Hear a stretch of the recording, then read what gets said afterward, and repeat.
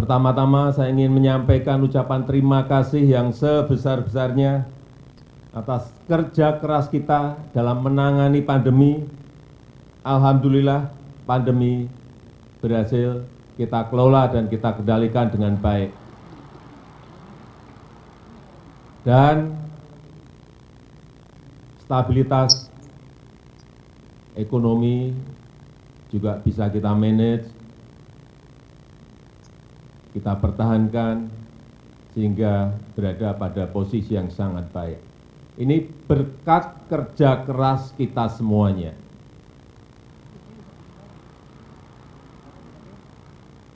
Kita ingat saat pandemi, kita pontang-panting mencari yang namanya APD. Pontang-panting mencari yang namanya masker. Pontang-panting mencari yang namanya vaksin. Terakhir pontang-panting saat Delta mencari oksigen. Sangat mencekam saat itu. Tapi sekali lagi, berkat kerja keras kita semuanya, kita mampu mengendalikan COVID. Dan yang sudah kita suntikkan kepada seluruh rakyat kita, sampai hari ini sudah 448 juta suntikan vaksin. Ini jumlah, bayangkan, menyuntik 448 juta suntikan. Bukan barang yang gampang. Tetapi karena TNI juga ikut, Polri juga ikut,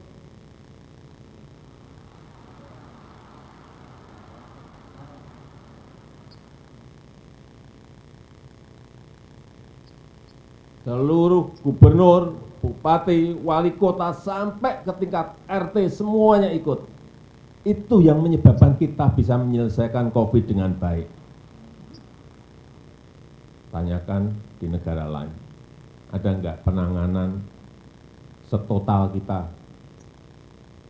Kita ini betul-betul total football saat itu.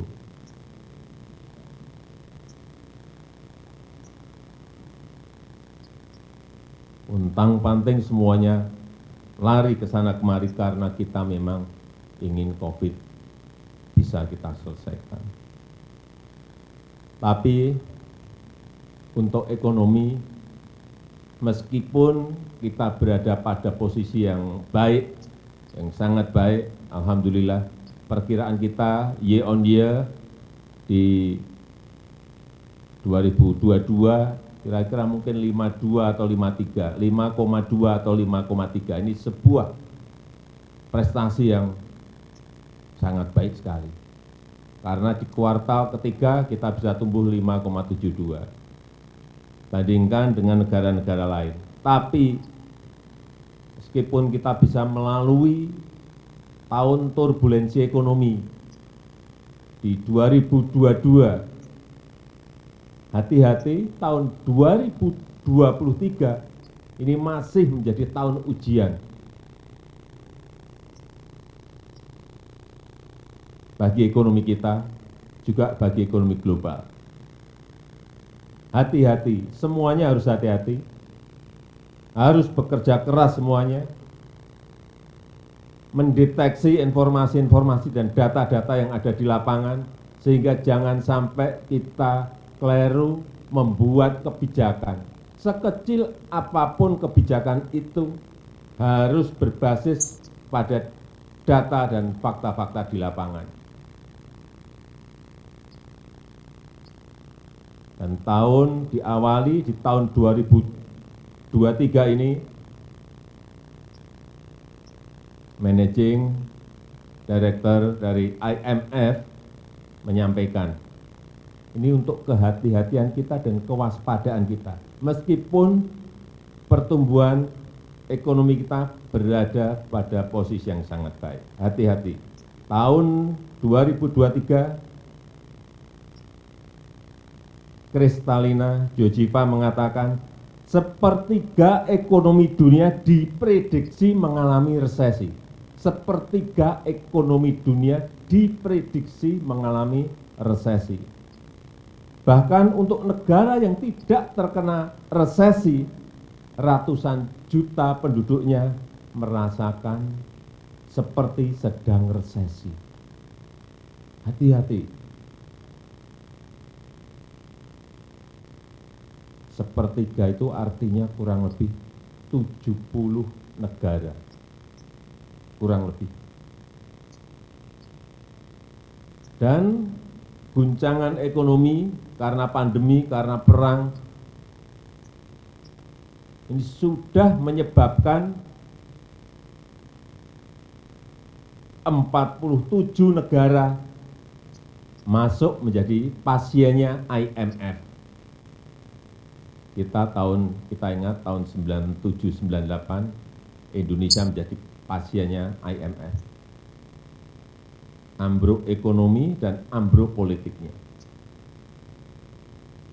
Ini 47 negara. Dan yang lain masih ngantri di depan pintunya IMF. Sehingga kita harus memiliki, sekali lagi, memiliki frekuensi yang sama dalam menghadapi situasi-situasi yang tidak mudah ini. Situasi global masih sangat tidak mudah.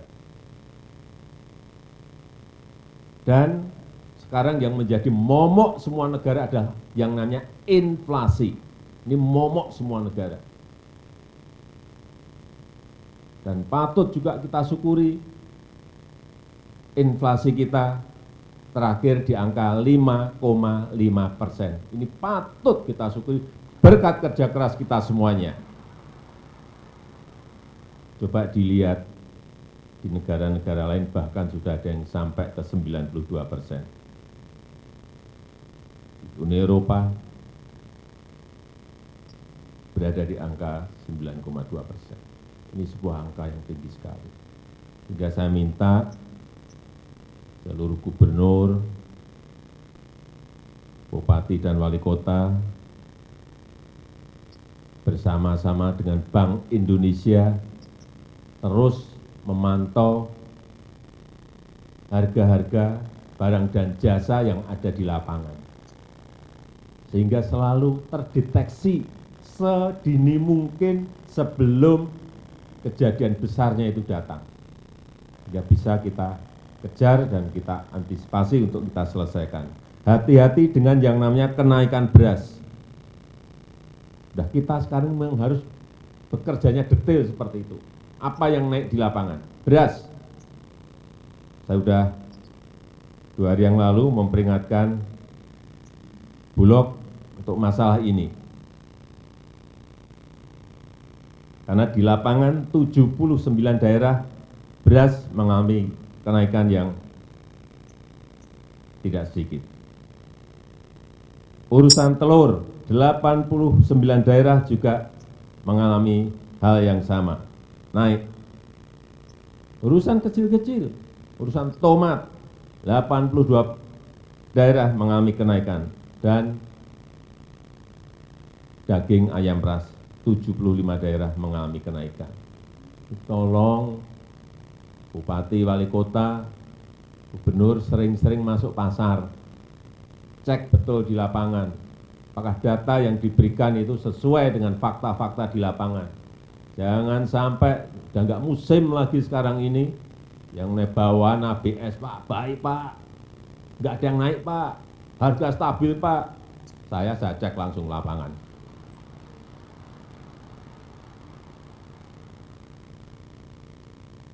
Jadi BPS di daerah informasikan angka-angka yang apa adanya kepada kepala daerah.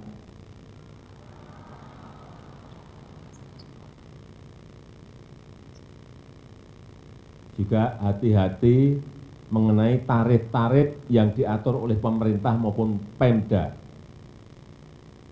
Hati-hati. Saya berikan contoh saja urusan tarif PDAM. Hati-hati. Kalau urusan listrik, itu urusan kita. Urusan BBM urusan kita, tapi yang daerah yang berkaitan dengan tarif angkutan misalnya, tarif PDAM hati-hati menentukan, itu bisa menjadikan inflasi naik. Jadi dihitung betul, kalau masih kuat ditahan, kalau enggak kuat naik enggak apa-apa, tapi sekecil mungkin jangan sampai ada PDAM menaikkan lebih dari 100%. Karena data yang masuk ke saya ada. Yang kedua, yang berkaitan dengan inflasi tadi, yang berkaitan dengan inflasi tadi, saya melihat sekarang ini dari Kemendagri, dari BI, semuanya terus menyampaikan informasi ke daerah, sehingga daerah semuanya memiliki data. Dan apa yang harus dilakukan, saya kira saya sudah tidak ingin mengulang lagi pada pagi hari ini, karena semuanya sudah tahu bagaimana menutup ongkos transportasi, meningkatkan produktivitas petani, misalnya tomat mahal, perintahkan tanam tomat, cabai mahal, perintahkan tanam cabai. Saya nggak usah mengulang. Yang kedua, yang berkaitan dengan kemiskinan ekstrim.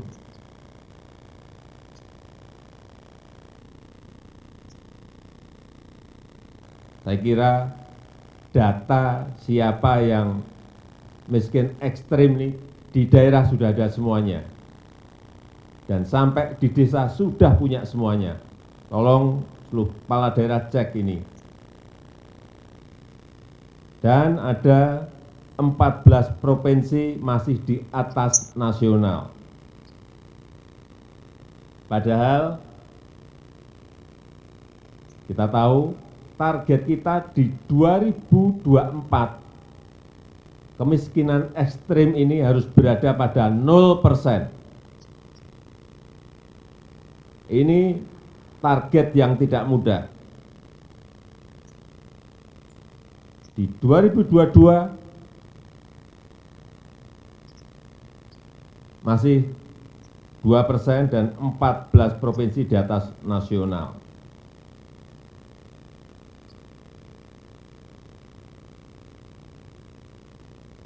Semuanya sudah ada datanya. Artinya targetnya siapa, sasarannya siapa, sudah ada semuanya. Penanganannya seperti apa, juga saya kira saya sudah tidak usah menyampaikan lagi. Intervensi apa yang harus dilakukan, semua Pemda sudah tahu apa yang harus dilakukan.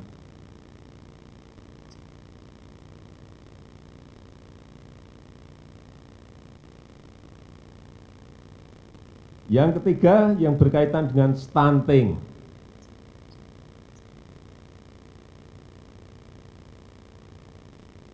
Hati-hati masalah ini. Kita memiliki bonus demografi dan puncaknya nanti berada di tahun 2030-2035. Kalau SDM kita tidak berada pada posisi yang ininya baik, sehingga memiliki produktivitas baik, hati-hati. Bukan keuntungan yang akan kita dapat, tetapi akan memberikan beban yang besar kepada negara. Sehingga stunting harus menjadi target penyelesaian bagi pengembangan sumber daya manusia Indonesia. Di tahun 2014 kita masih 37%. Tahun 2021 sudah berada di angka 24. Saya kira di 2022 ini berada di angka 21 kira-kira. Sudah turun memang drastis. Tetapi target kita di tahun 2024 2024 harus berada di bawah 14%. Bukan hal yang mudah, tetapi sekali lagi, kalau kerja keras kita seperti saat kita bekerja mengatasi pandemi, saya yakin ini bukan persoalan yang susah diselesaikan. Datanya ada. Hati-hati untuk stunting, 23% penyumbang stunting itu adalah masalah bayi yang belum lahir. Artinya masih dalam kandungan. Itu kontribusinya 23%, besar sekali. Sehingga perlu saya ingatkan pada kepala daerah agar dinas, agar BKKBN mengingatkan terus mengenai pentingnya gizi bagi ibu hamil, dicek apakah anemia atau tidak, dicek benar. Karena kunci ada di situ.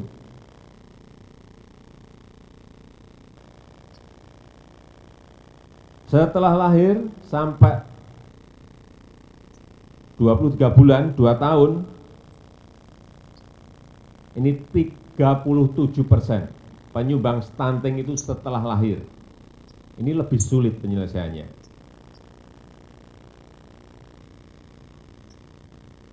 Dan juga perlu saya ingatkan pada saat intervensi, masa kritis intervensi, jangan diberikan makanan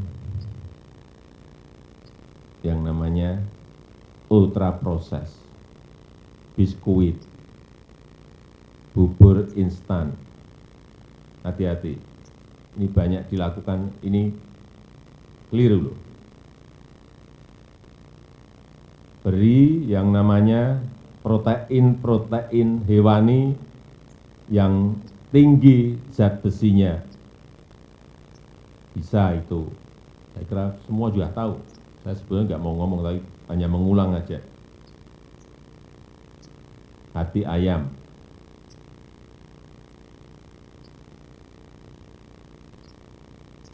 Telur, teri nasi. Ini kita harus ngerti. Kalau nggak ngerti, bagaimana bisa mengintervensi? Sekali lagi, makanan alami itu akan semakin baik. Ingatkan sekali lagi kepada puskesmas, kepada posyandu, agar aktif membantu calon ibu dan ibu yang memiliki balita. Ingatkan mengenai anemia, ini harus dicek berarti. Ingatkan mengenai ASI eksklusif selama 6 bulan.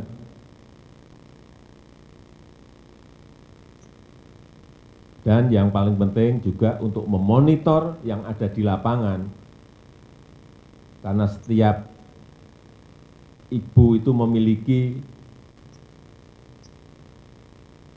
harus diintervensi dengan cara-cara yang berbeda, yang namanya teknologi itu penting. Platform aplikasi itu sangat penting untuk memonitor mereka pada kondisi seperti apa. Sehingga saya mengapresiasi apa yang telah dilakukan oleh Kabupaten Sumedang yang memanfaatkan platform teknologi dalam memonitor stunting. Dan nanti saya sudah perintahkan untuk menyampaikan apa sih platformnya seperti apa, aplikasinya seperti apa. Yang lain tinggal tiru aja, copy aja. Juga saya kemarin ke lapangan melihat di Kabupaten Kampar. Stunting bisa turun tadi di Sumedang dari 32%, 3 tahun yang lalu, 3 tahun yang lalu 32%, tahun 2022 sudah turun menjadi 7%. Di Kampar juga sama, tapi tidak menggunakan platform aplikasi, tapi menitipkan anak-anak asuhnya kepada perusahaan-perusahaan besar yang ada di Kabupaten Kampar. Ini titipkan, 100 anak titipkan, 200 anak titipkan, 50 anak titipkan. Itu juga berhasil menurunkan dari 27 ke angka kurang lebih 8%. Ini juga penurunan yang sangat drastis sekali.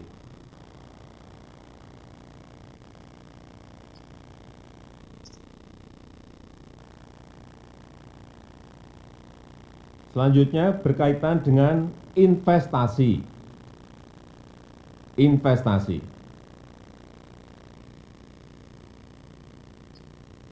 Ini menjadi kunci bagi pertumbuhan ekonomi kita di tahun 2023.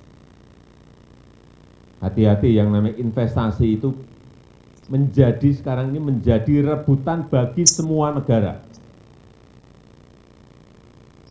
Dalam situasi yang sangat sulit ini, investasi menjadi kunci, ekspor menjadi kunci. Kita semuanya harus tahu mengenai ini. Sehingga terus saya sampaikan agar investasi ini menjadi perhatian kita semuanya. Jangan lagi yang namanya izin masih berbulan-bulan. Hati-hati, ada 2 masalah besar yang kita hadapi di daerah.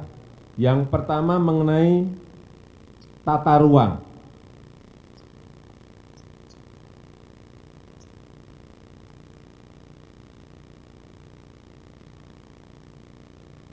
Tata ruang menjadi problem besar investasi kita.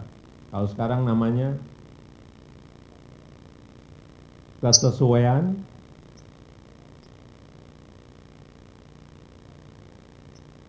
KKPR, ya. Karena kita ini sering panjang-panjang, ini kadang-kadang KKPR ini mengenai tata ruang ini menjadi problem bagi separuh daerah. Separuh daerah kita ini masih belum menyelesaikan KKPR-nya. Sehingga saya minta di sini ada Ketua DPRD agar dengan Pemda segera menyelesaikan urusan ini.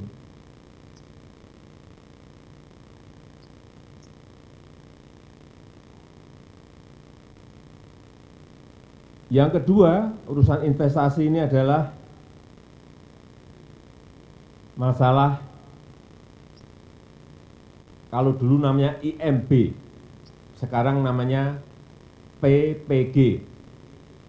P, persetujuan bangunan gedung.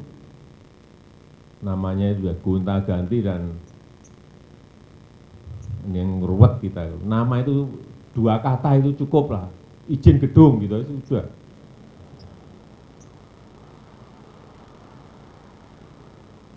Dulu IMB, izin mendirikan bangunan. Ini ganti persetujuan bangunan gedung. Izin gedung gitu aja udah rampung. Yang paling penting kan bukan namanya, tapi penyelesaiannya yang cepat itu.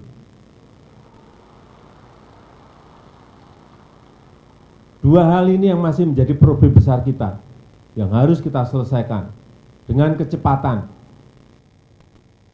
Keluhan di ranking pertama dan ranking kedua, 2 hal tadi. Saya minta Pak Gubernur, Bupati, Wali Kota, DPRD, segera selesaikan yang belum.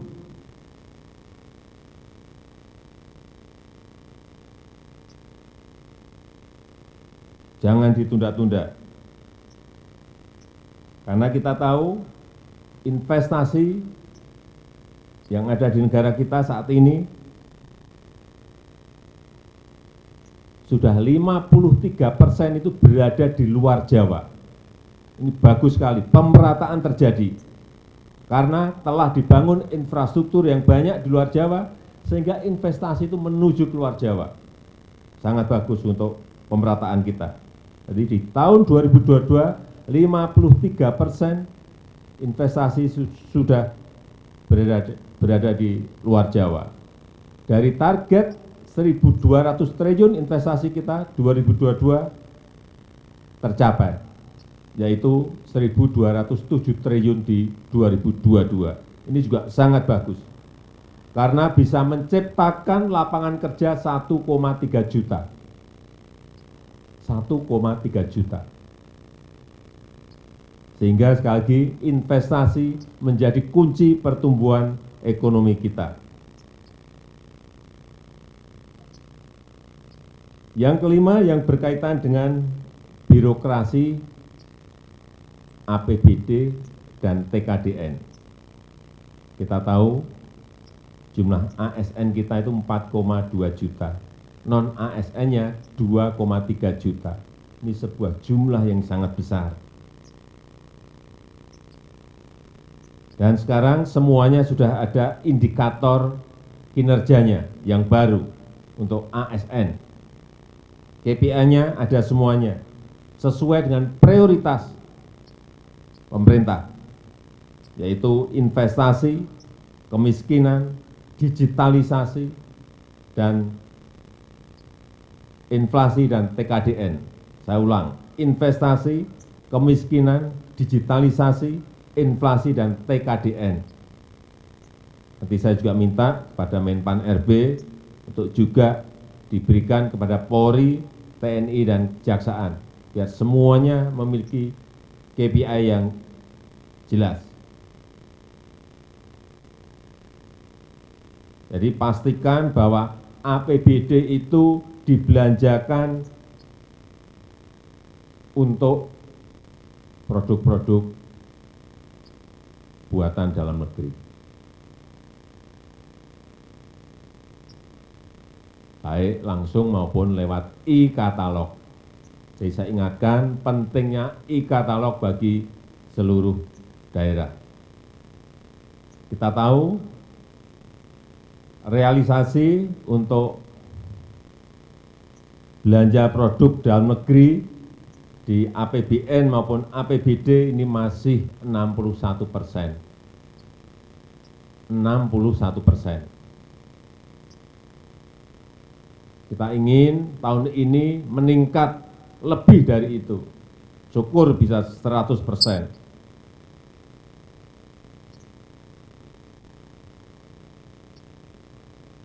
Dan juga perlu saya sampaikan, APBD terakhir yang ada di bank akhir tahun 2022 berada di angka 123 triliun.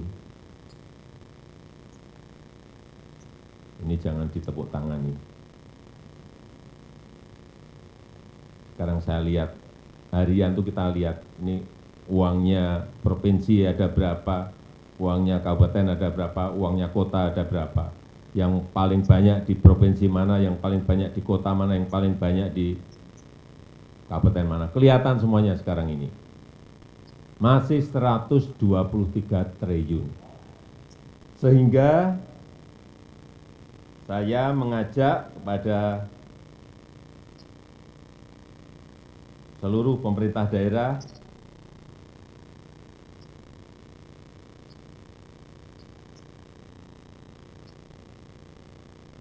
yang terutama yang PAD-nya besar, yang dana bagi hasilnya besar,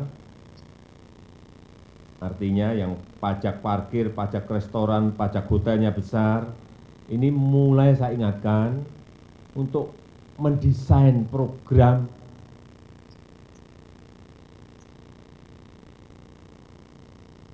merencanakan program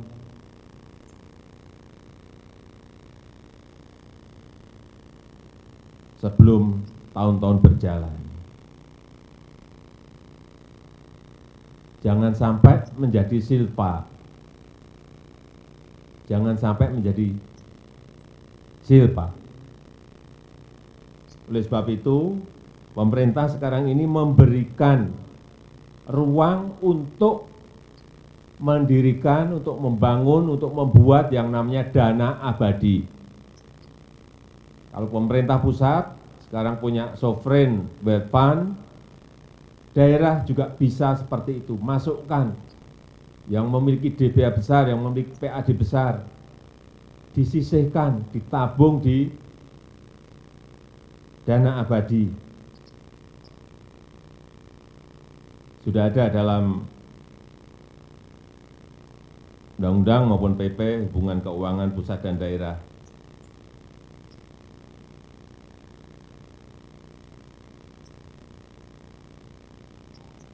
Kalau di pusat sekarang ini untuk dana pendidikan, dana abadi pendidikan,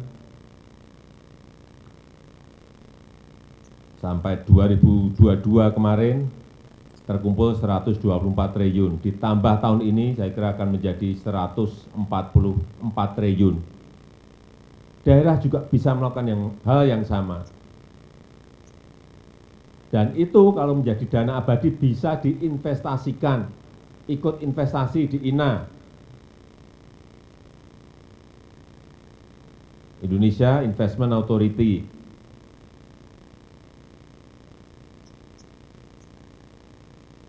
Ini juga sovereign wealth fund kita, INA. Jadi kalau INA mau beli jalan tol, INA mau beli pelabuhan, INA mau beli airport, dana abadi itu bisa dimasukkan ke sana.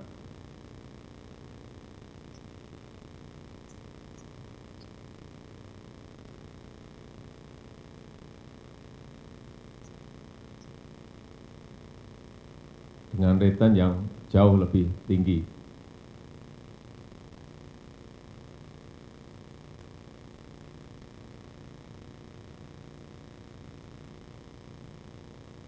Yang terakhir, yang berkaitan dengan tata kota.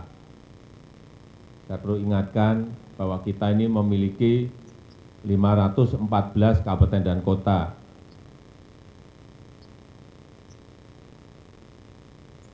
Dan sekarang provinsi juga sudah tambah. Dari total sudah berapa provinsi, Pak? 38 provinsi. Hati-hati yang namanya tata kota. Seluruh kabupaten dan kota itu harus mulai mendesain kotanya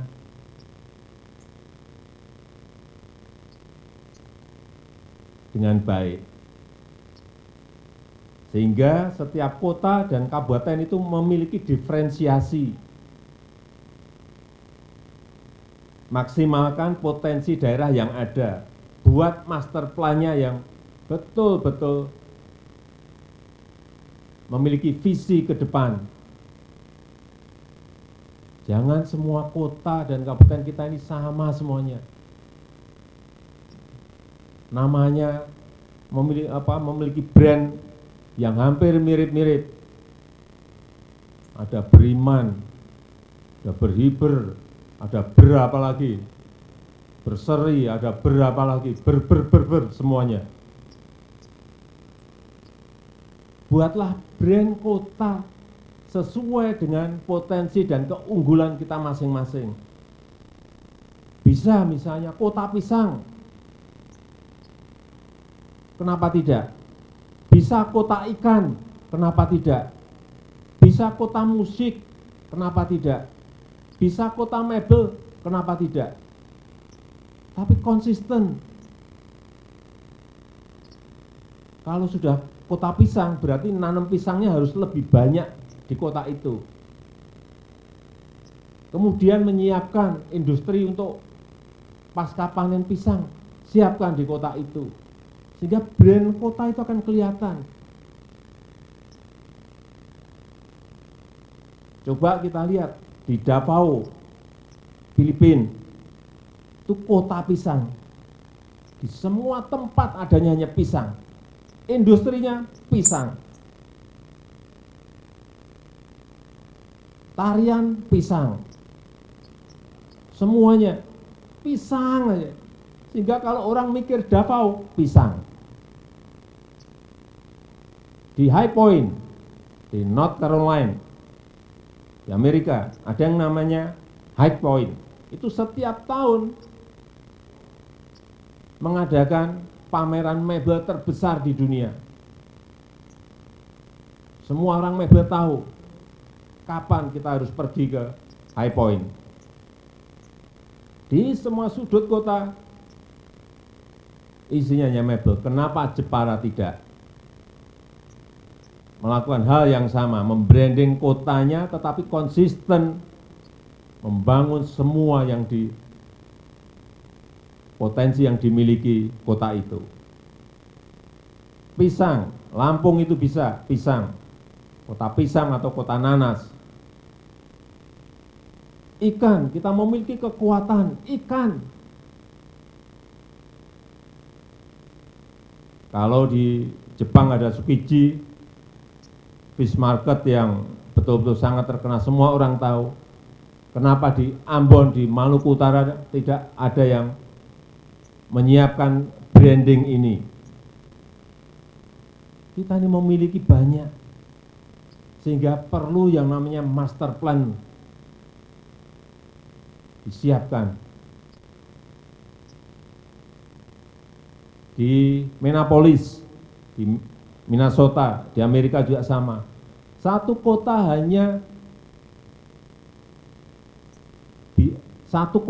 bisa hidup hanya dari lapangan golf. Ada 37 lapangan golf di situ. Orang ke situ hanya golf, golf, golf. Private jet ke situ hanya golf.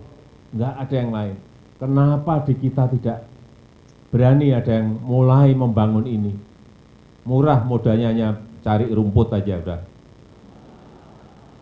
Pasang rumput.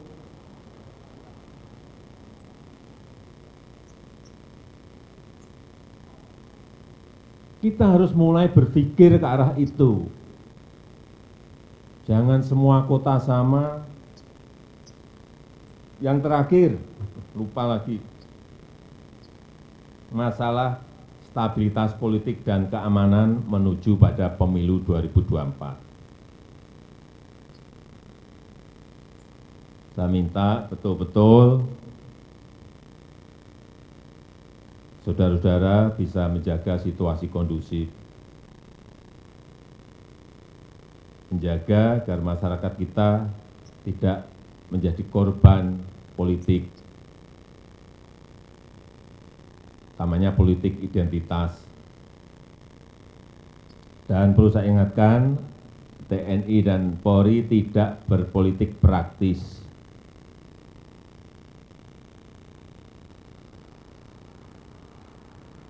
Petakan yang namanya potensi kerawanan. Jangan pas kejadian baru kita pontang-panting sibuk ke sana ke sini.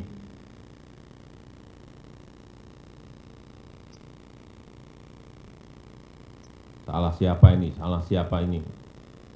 Betul-betul harus memiliki tahun ini, sudah masuk ke tahun politik, harus memiliki sensitivitas dan sering turun ke lapangan, sehingga kejadian-kejadian kecil bisa segera diredakan. Saya titip betul masalah ini. Kemudian, mumpung juga ketemu Bupati dan Wali Kota, mengenai kebebasan beribadah dan kebebasan beragama. Ini hati-hati. Ini yang beragama Kristen, Katolik, Hindu, Konghucu, hati-hati. Ini memiliki hak yang sama dalam beribadah, memiliki hak yang sama dalam kebebasan beragama dan beribadah. Hati-hati, beragama dan beribadah itu dijamin oleh konstitusi kita, dijamin oleh Undang-Undang Dasar 1945, pasal 29 ayat 2. Lagi dijamin oleh konstitusi. Ini harus ngerti. Dandim, Kapolres, Kapolda, Pangdam harus ngerti ini. Jari, Kejati. Jangan sampai yang namanya konstitusi itu kalah oleh kesepakatan. Konstitusi tidak boleh kalah dengan kesepakatan. Ada rapat FKUB misalnya, ini misalnya, sepakat tidak memperbolehkan membangun tempat ibadah. Hati-hati loh, konstitusi kita hati-hati loh, menjamin itu. Ada peraturan wali kota, atau ada instruksi bupati, hati-hati loh, kita semua harus tahu masalah ini. Konstitusi kita itu memberikan kebebasan beragama dan beribadah. Meskipun hanya 1, 2, 3 kota atau kabupaten, tapi hati-hati mengenai ini.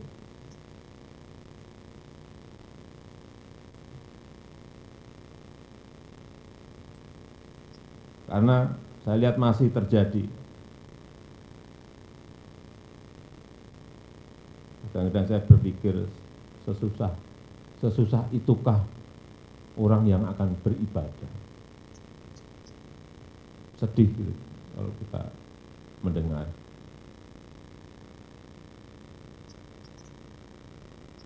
Saya rasa itu yang ingin saya sampaikan dalam kesempatan yang baik ini.